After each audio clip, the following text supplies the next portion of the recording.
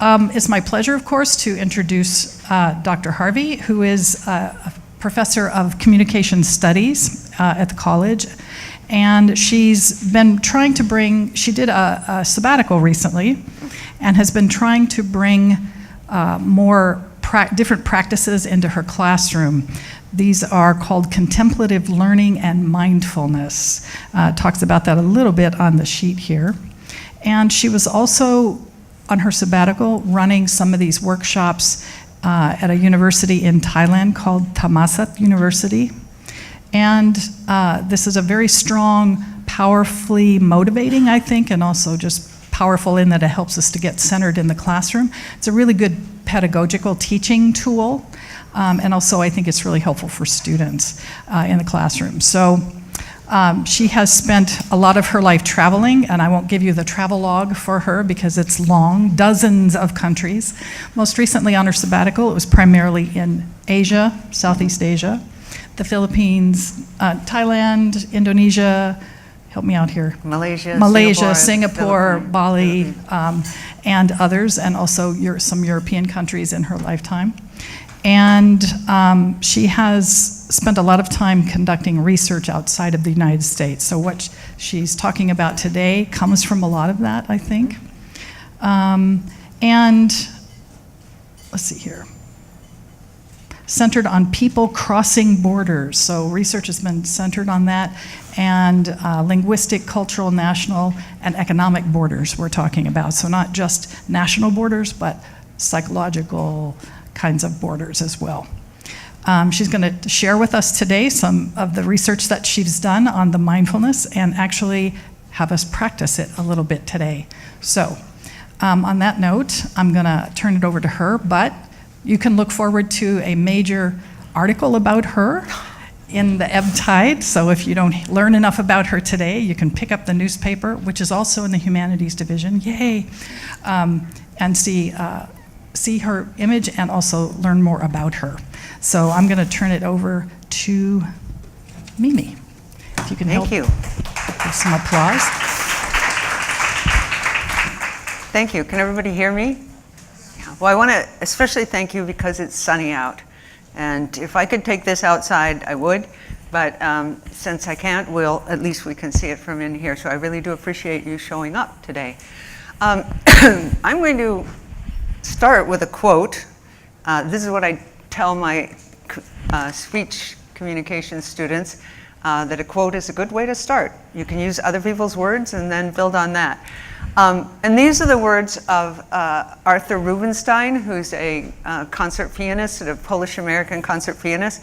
And a reporter once asked him, how do you handle the notes so well? And his reply, I handle the notes no better than many others, but the pauses, that is where the art resides.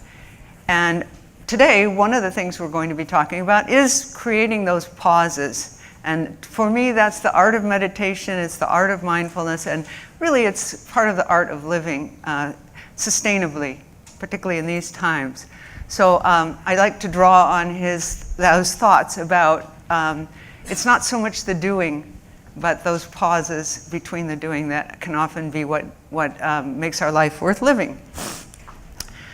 So I'm going to start this class, this talk, much as I start every class. I have started every class for about 4 quarters now, and I'll get into the reasons why in a bit, but I want to start you out the way I start every class, no matter what class it is, no matter what we're doing. And I see a few students in here, so you know the drill.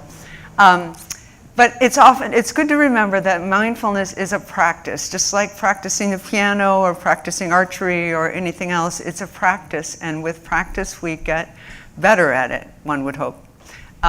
So I'm not going to promise you nirvana after this class, but I can promise you that if you adopt this as a practice, that it will have some transformative effect on your life. And we'll talk about that too.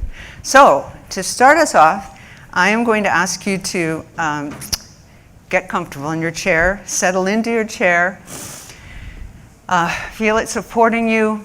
If you're comfortable, you can close your eyes. If you are uncomfortable with that, you can just cast your gaze down so you reduce the input. This is only going to be for one moment, so we're just going to do a mindfulness moment. And for the time being, whatever you brought in the room with you today, just put it under your chair or imagine leaving it by the door. It'll be there when we're done. And in the meantime, you can give your spirit, your mind, that pause that will have you refreshed, I would hope. So, just 1 minute. There'll be a gong and to signal the beginning, and then at the end there'll be 3 gongs to give you time to come back to the present. So take a deep cleansing breath in through your nose and out through your nose. As you do, just relax further, further.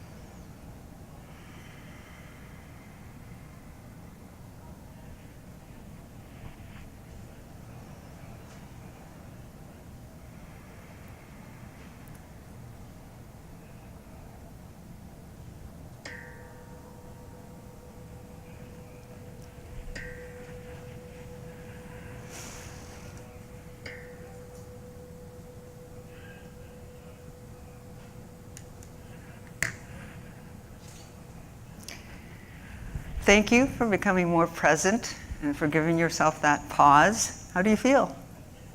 Chill? All right.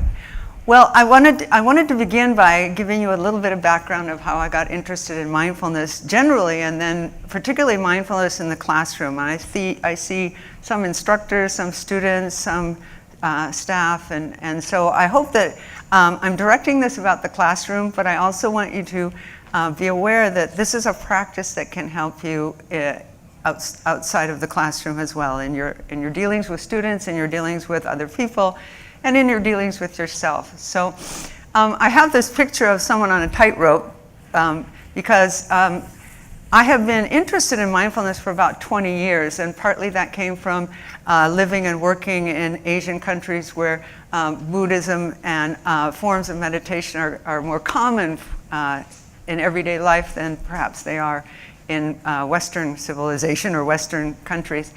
But I kind of dabbled in it. I would try this and I would try that, and I didn't really have a practice that sustained me. And then some of you know about 5 years ago I had an encounter with a virus that really messed me up for a while. It took the hearing in my right ear, it paralyzed half my face, and in the process, it took away all my equilibrium. I couldn't stand up without falling over, and that was a pretty stressful period of time. And because I teach, and because I have to be in front of people in the classroom, and I have to communicate, this is what I teach, it was stressful for me to think about how was I going to do this, particularly since the virus had overstimulated my brain to the point that it was difficult for me to think or even talk in the beginning. So I turned to mindfulness as a possible way to help deal with this overwhelm. And I was lucky that I had some great healthcare professionals that gave me some ways of thinking about mindfulness and how it would help. And I just want to share with you, because often we get visually overstimulated, and that was one of the issues I dealt with. And I had a physiotherapist that taught me calming and palming. Or I guess it's palming and calming. And basically what it is you just rub your hands together to build up a little warmth, and I can't do it because of my glasses. But then you just palm your eyes, and you don't have to do this for long, But what it does is it shuts out all the stimulus. It gives you that kind of moment of calm. And I found it extraordinarily helpful. I still use it, particularly when my students don't do their homework. No, I'm only kidding. Did I do that in class? Like, I probably turned away. But it's a very simple thing. And a lot of what we're going to be doing today are very simple things. And the things you can do without going to a monastery for a month and not talking to anybody, total silence. These are things you can incorporate into your everyday life. So that calming and palming was one. And I found that it not only helped me in my recovery, but it also helped me in other areas of my life. So I started thinking about the students that I teach, the people I work with. We all have extraordinary stresses in our lives, not all the time, but much of the time. And I've often thought of how difficult it is. And I know, because I live with a learning theorist, that a stressed mind is not an efficient learner. It's difficult to learn and retain information when you're feeling stressed. So I began to think of how I might incorporate this into the classroom. And I know that if you're instructors, you're probably thinking, I have a hard time just covering the content. How could I possibly introduce one more thing? And I had that same thought, because I know we're all pushing through to get all that in, all that incredibly valuable knowledge in 10 weeks. But this is just a moment, just like we did at the beginning of the presentation. That's all I really do in the classroom every single day. And it does make a difference. If I won't call on my students to give testimonials, but I do have some quotes from them later on. So I wanted to learn more about mindfulness, and in the process of doing that, I realized that there's actually quite a movement towards incorporating mindfulness into the classroom. A number of big name universities in the States particularly have centers of contemplative pedagogy. And that's a very big set of words for mindfulness in the classroom. And so I began to want to do some deeper research before I actually incorporated this in the classroom. And I was very, very fortunate to get a sabbatical year last year. And I used that year partly to do more research, to visit some areas that I knew incorporated mindfulness into everyday life or meditation, and sort of raise my knowledge about this before I actually tried it in the classroom. So during my sabbatical project, my husband and I spent several months in Thailand to begin with, and those of you who have been here a long time probably can recognize the man in the middle over there. There's a pointer. Nope, that's not it. His name is Gampong Thawisak, and he was president of the student body when he was here. He was here for maybe 3 or 4 years, and he has since gone back to Thailand, and I think he's probably someday going to be the new president of Thailand. He's one of those people that took everything he learned here and always was thinking about how can I use this for good in my own country. And he's really going great guns. I think he's in Indonesia right now helping a young solidarity party get off the ground. I mean, that's the last thing I saw on Facebook. So he arranged, because he'd taken a number of classes from Brooke Simmers and other, I'm sure other people on campus, and from me, he was excited to hear I was coming. He set up for me to do some lectures at Thammasat University in Thailand, in Bangkok. And I'm sorry it's so small, and I'm really sorry I don't have these really exciting pictures of me in Thailand, but there's a whole story behind that. But anyway, so I was invited to, and I love this, the Faculty of Learning Sciences and Education. And they were very proud of that they are looking now at education as a science, and they're trying to work very hard to modernize their curriculum. And so they were quite excited to hear about something new. And I was quite excited to see what their thoughts were. And I showed up for the first lecture, which was a public lecture. And I had doctors, I had nurse trainers, I had professors. I had people that looked like they just wandered in off the street. And I had about 6 Buddhist monks. And I was fascinated that what were they there for? But as it turned out, they had never thought about incorporating meditation into the education, into the classroom. So it was a really interesting sort of exchange that we were able to have. And then I went on to Indonesia, where I've done work before with a distance ed university, an open university called Universitas Terbuka. And we are sort of working on how we might do something online that incorporated the mindfulness into online learning. So that's kind of exciting stuff. So this is what I was doing to raise my expertise and my experience.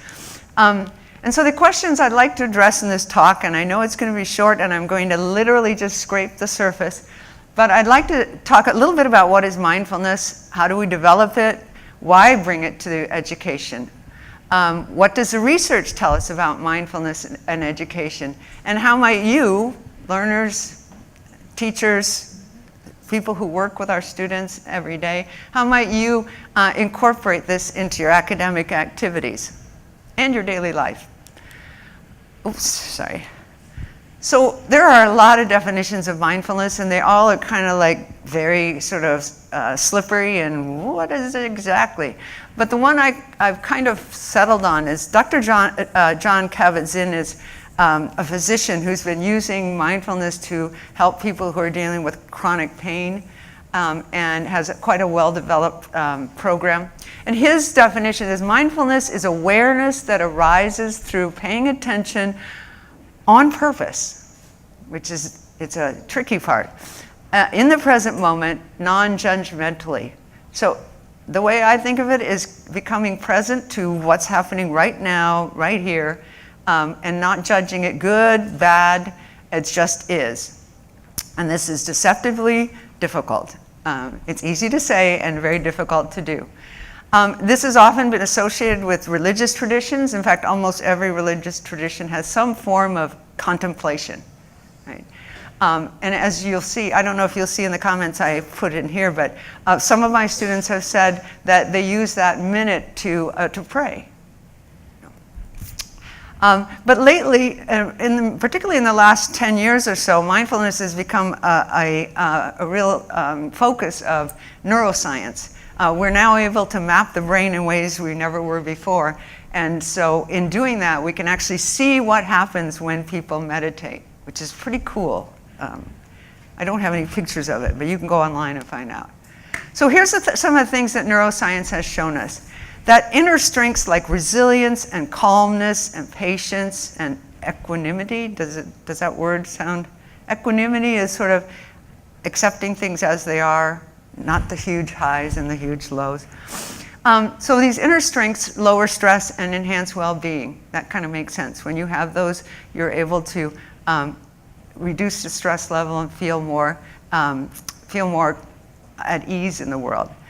And then inner strengths are supported by structures in the brain. So now that's what we know, that I'm no brain scientist.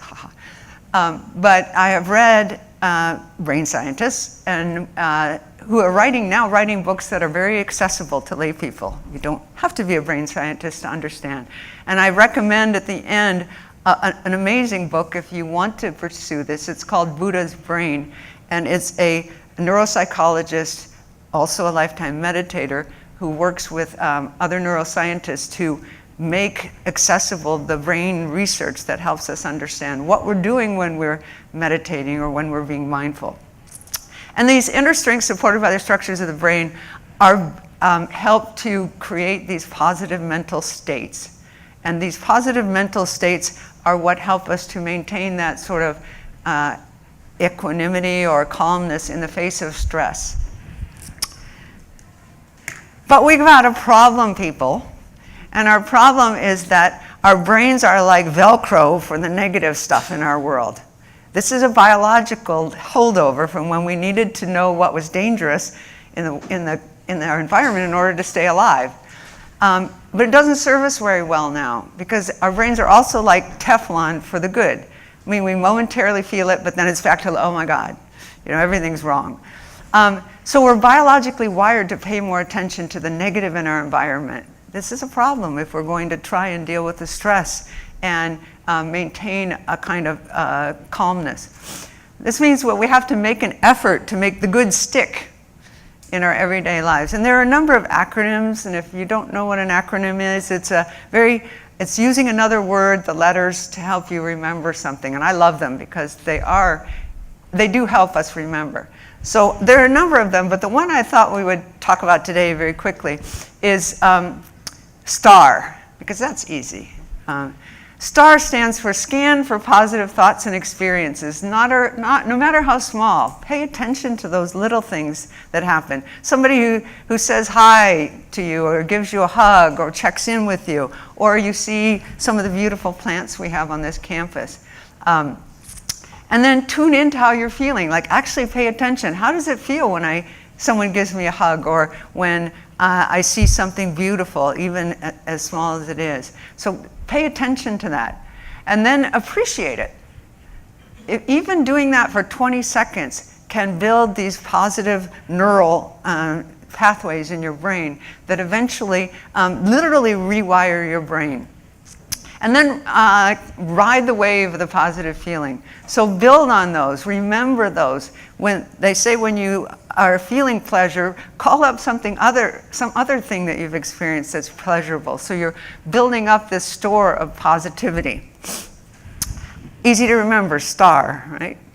Okay, so that's sort of a general idea about sort of what we know in neuroscience, but I wanted to share with you what my students say about it. And I've now been doing this for 4 quarters, so about 200 plus students, and I ask them about it, how they feel about the mindfulness moment every quarter. And out of 200 students, I only got 1 negative response, and that person said they were bored. And I was like, yeah. Okay, well, it's okay to be bored for 1 minute in your life. So I love the mindful moment. I feel it's a great way to kick off class. I don't really get a chance to do it anywhere else, so I look forward to it every day. It helps me relax and kind of put everything aside that's not class related and helps me get started for class. Woo, that's good. I personally love the mindfulness moment as a skill tool I've always wanted to use but didn't have the patience to master because my mind is constantly going. Yeah, does that sound familiar? But doing it every day has gotten me to the point where I can finally can quiet it. Thank you for this skill. Can we have longer, like 2 minutes, right? I would say, I'm sorry, but you can't. On your own time, you can do it. It helps relieve stress. I like it. It gives me time to focus on the class. I think I've begun to associate the mindful moment with study. And I was like, hallelujah. And finally, 1 minute of breathing is better than taking medication against anxiety. Wow. And it's free, right? You don't need a prescription. So, okay, this is what my students feel. And I think this is more powerful than the science, but we're going to do the science a little bit. So according to the research, these are sort of the big 3, but there's all kinds of other studies done in different disciplines, and I have a resource list that gives of some textbooks and other books that actually talk about different disciplines. Yes, and there's a handout at the back for you. But the 3, stress reduction and management, that's a biggie. Everybody can use that, particularly in today's time. Development of social and emotional skills. Those of us who teach the Multicultural Understanding course appreciate that social and emotional skills are really important in the classroom. Whether you're studying multicultural understanding or math or geography, having those skills not only to interact, but also to deal with new knowledge and to deal with people who have different perspectives. And finally, improved performance, creativity, and critical thinking. And I didn't see if Paul Herrick walked in the door, but that one's for him because he asked me about critical thinking and meditation. And I have we're not going to go into it too much today, but it's part of this. Here are some of the more specific research findings. It can turn discomfort into inquiry. That is a wonderful thing. So rather than being discomforted by new knowledge, it helps you to take an inquiring mind. And this is a real plus in college courses. It expands the range of possible responses to difficult social issues. So when you are not in a highly stressed state, you're often more open to hearing other perspectives. Helps develop emotional regulation. There's been a lot of work done with young children around mindfulness, and it's really valuable at helping them develop ways to calm themselves down, right? Self-soothe. It improves quality of attention and observation and allows more conscious choices with technology. Wow, do we all need that? I think so. This is from a study done at Stanford University called about classroom implications of mindfulness. I know I'm kind of zipping through this part, but you can all go back and read. A lot of this is available online very easily. So now I want to just go back to those big three that I mentioned, the stress reduction management, the social and emotional skills, and the performance. So recently in the New York Times, there was an article about the rise in stress levels in high school and college students. And those of you who are high school and college students would probably say, yeah. And they had coined a term of chronic scatterbrains. And when I read that, I thought, of course, that's how I feel most of the time, chronically scatterbrained. The more time we spend on electronic devices, the more stressed and fatigued our brains get. These digital devices, and so that affects our ability to sustain attention, right? Our brains are, and I experienced this in spades when I was recovering, that I couldn't focus for more than about 5 minutes, and then I had to go lie down and sleep. But this constant stimulation is not that much further from what I experienced. So these devices kind of deprive us of that downtime, that time when our brain can actually learn better and remember information more efficiently. So mindfulness meditation can decrease anxiety, depression, stress. It supports better regulation of our emotional reactions. And it enhances the development of skills needed for good relationships. I mean, listening. Listening skills are very important for interpersonal relationships. Paying attention to the effect of your words. Observing what happens when you say that, and then reflecting on whether that was actually a good thing or resulted in more strife. So we say in communication studies, we always say the quality of your relationships is directly related to the quality of your life.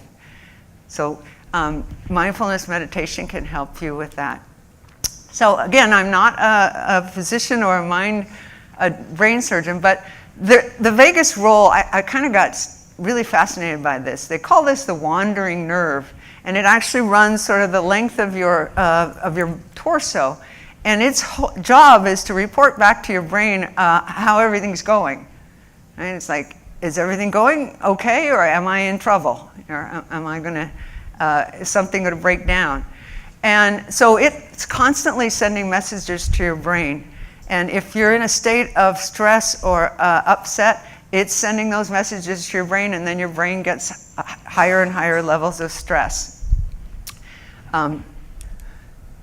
So stimulating this vagus nerve can help you return to calm, and it actually releases a natural tranquilizer, and I may not be pronouncing this right, but it's acetylcholine, and it actually can slow down your heart rate and lower your blood pressure. So stimulating that vagus nerve in ways that can actually physically help you to calm down. So we're going to try this. We're going to stimulate our vagus nerve. Woo! So, very simply, rest your hands on your knees or in your lap. Close your eyes. If you don't want to close your eyes, you can also just look down and soften your gaze, so you're kind of reducing the input. And then we're going to just breathe slowly and deeply. So fill up your lungs, and at the top of your inhale, count slowly to 3, and then breathe out slowly through your nose and count to 3. We're going to do that 3 times. As you do, just relax your body if you need to shake it a little bit to get out the sillies. Okay, so here we go. Breathe in. 3, 2, 1. Breathe out. 3, 2, 1. Breathe in. 3, 2, 1. Breathe out. 3, 2, 1. Last one. Breathe in. 3, 2, 1. Breathe out. 3, 2, 1. And just relax and open your eyes. Or you can go to sleep if you want to. The beauty of this is that you can do it anywhere. You don't have to close your eyes. I've done it in meetings before. You probably never even knew. Or you're having a conversation. Excuse me, I am suffering allergies. But you're having a conversation and you feel yourself starting to tense up. You can do this conscious breathing. No one needs to know you're doing it. So you can use it in traffic in Seattle. You can use it in the classroom. I have my students do this before their speeches. That way I don't have to use CPR or anything like that. And you're actually stimulating that nerve to tell your brain that everything is going to be all right. Is that a reggae song? Okay. The second one, emotional and social skills, and I see the time is moving along, so I'm just going to say it does this in many ways. It allows you to focus. It allows you to channel your awareness. The ability to process information more quickly because you're not trying to multitask. It can help sustain motivation. So if you find yourself, when you're studying or grading, just taking that moment to breathe and can help you to refocus. And it, of course, and this should be self-evident by now, it can help you handle the stresses of the classroom, whether it's working with your peers or test taking or giving speeches, or if you're the instructor, dealing with one more excuse about the cat ate the computer or whatever it is. So these are life skills, and one of the things I like about mindfulness is that it's not just a study skill. It's as a life skill, and I think we all could benefit from, which is why I wanted to do this talk. And the final one is a study conducted by Vanderbilt University, looked at what happens to people when they are in a program of mindfulness meditation. And they found that 3 effects that on creative and divergent thinking, that the fluency, the number of new ideas increased when people were mindfully meditating, that the variety of these new ideas became greater. And finally, the uniqueness or the originality of ideas improved. Now, you can go and see the results of that study yourself. I think I have the link on our resource thing. So these are 3 pretty strong arguments for incorporating some kind of mindfulness meditation into your teaching, and for students to think about incorporating that into their student life particularly. I wanted to save at least 10 minutes for us to have questions. So I have one more useful practice, and this I find is very useful, not only in our everyday life in these divisive times that we're living in, but also particularly in the classes that we teach, the multicultural understanding classes, where we often tap into some pretty deeply held beliefs and ideas and surface those in ways that can make for pretty challenging discussions, where we begin to see the person as the other rather than our connectedness, what we have in common, but we can easily focus on what we're different around. And this is called Just Like Me, and I actually, I didn't come up with this myself. Pema Chodron is a Buddhist nun who has done a lot of teaching and written some really popular books on meditation. And I got this from reading from her. It's called Just Like Me meditation. And what we're doing in the Just Like Me meditation is we're really trying to connect with people that are irritating us, or that we feel that are so different that we have no common ground. And the way to do this is to think of a recent experience where you've encountered differences in perspective, in beliefs, in ways of living that triggered you. In other words, made you feel stress or feel a strong emotional response, either negative or a judgment. And just take a moment to see how I want you to do this right now, right? So take a moment and see if you can tune in to how do you feel about that person or that encounter. Really tap into how that makes you feel about yourself, about the other person, about the world in general. And then this is where you take a couple of conscious breaths. You breathe in and hold it for a couple seconds and breathe out. And then just say to yourself, just like me, this person wants to be happy. Just like me, this person wants to feel safe. Just like me, this one person wants to be at peace. Whatever, fits the situation. Until you can feel that, yeah, maybe this person is just using different strategies to get those needs met. And that doesn't mean you have to accept what they do as acceptable, but what it does is connect you. That we all have needs, we all are struggling. This is one thing I learned through my experience with the aftermath of the virus, that we all struggle. It's just some of our struggles are more visible than others. And then and just try to connect with that person on a deep level. And as you see, the final thing is repeat as necessary. It's not always that easy to do. So that kind of concludes the major part. What I would like to share, I have some resources for you. And my hope is that, or my wish, I guess, is that we could develop a kind of community around mindfulness.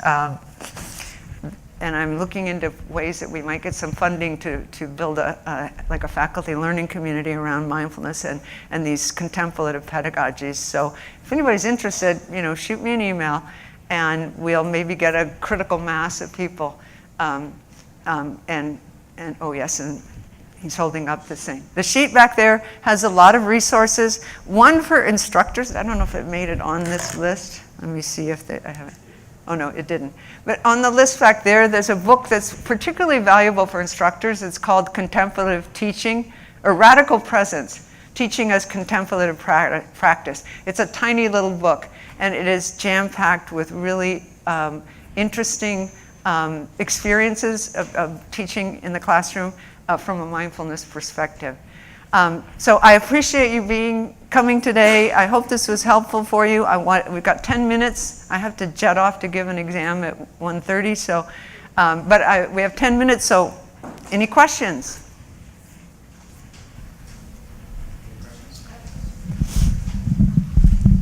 I don't know if you can back up to the slide that had Tell me when. allows more conscious choices with technology on it. Can you explain that a little bit Where was that? more?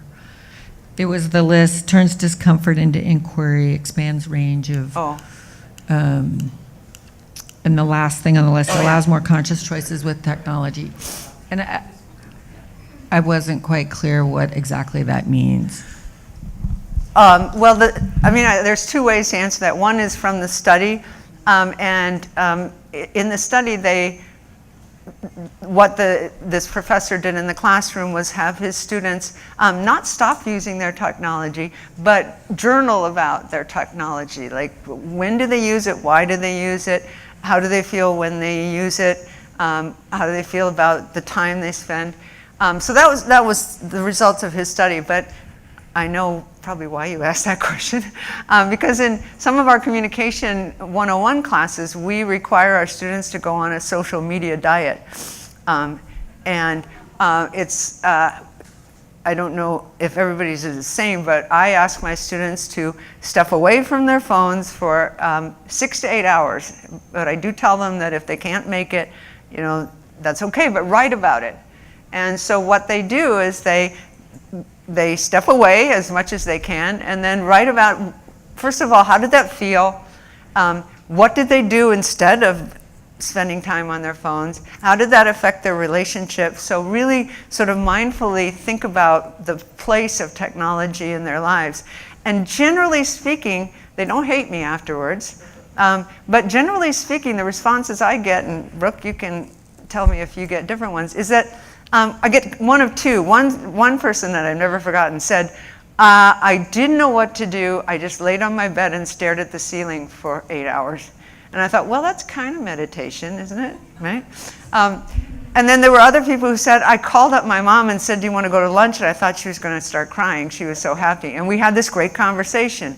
And other people say, you know, I felt disconnected at first, but then it kind of relaxed me. I felt like I didn't have to be checking my phone all the time.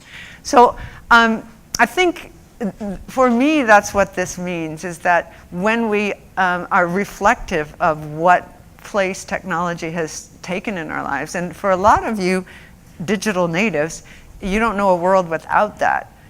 So taking a step away from it allows you to be more conscious. And one of the things I found with a meditation, mindfulness meditation, is that you do become more conscious of your choices and your behaviors, and the effects of those behaviors. I have a little mantra I say to myself, and it's, wow, isn't that interesting that you did that again? And it reminds me to pay attention to, you know, I said that way and that person blew up again, huh? Isn't that interesting?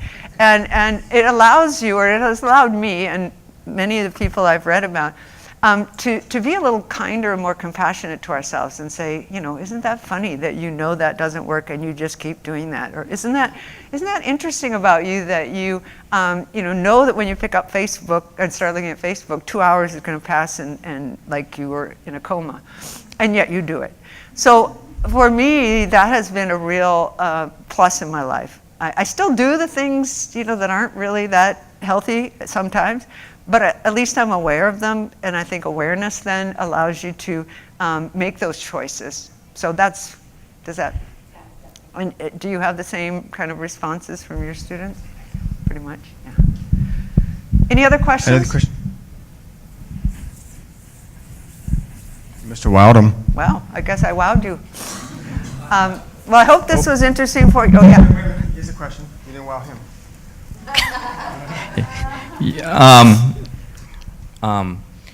At the beginning of your class, when you do this for the first time, first couple of days, do you get some resistance? Is there a phase you have to always go through where people are skeptical or rolling their eyes, or? I don't know. Students? I'm sorry. I'm gonna pick on Noah and there's a couple others. What was your response when you? I thought it made the whole class more connected because we were all doing it together, and I felt more comfortable with the teacher in general the first day. So. Okay. Well, thank you. I appreciate you being willing. Tommy, do you want to say, or Elena? How did you feel when I introduced this into the classroom? Did you resist it? Did you feel strange about it? First, I have to thought you are the boss, and Right. and why not just try it? Oh, just try it. Okay. And then? It gets better. It gets better. I took a risk, didn't I, asking? Yes, go ahead, Elena. I did it before with book in different class, but it doesn't matter. First time it was like, when you're coming in the first time in new class and you don't know these classmates and you sit and can close your eyes, it's kind of, you become vulnerable, but it's good vulnerability. You open your heart to this teacher, classmates, and you're like, oh, no, I'm not afraid anything. And yeah, I feel good. Okay, I appreciate that. Thank you for sharing. But to more directly, I usually set it up saying this is not anything to do with religion. It is a pedagogy. It is a way of teaching that helps people to deal with stress and to focus and to be more open to learning. And the other thing I do after each mindfulness moment is I thank my students for becoming more present and more ready to learn. And like I said, I've only had one student respond when I ask for feedback out of 200, more than 200 now, that they didn't like it, and it was because they got bored. And I noticed that in the beginning he would leave the room, because I say if you don't want to participate, you can either just sit there quietly or you can leave the room for the moment and then come back. I only had one student, and he would run out of the room and then come back right afterwards. But after about a week, he stopped doing that, and so I think it was just new. But a lot of stuff in college is new. So I think if instructors are comfortable with it themselves and understand why they're doing it, I think that translates to the students that this is a caring thing to do. And so I haven't really had any resistance. Join me in giving Professor Harvey another round of applause. Thank you. Thank you for coming.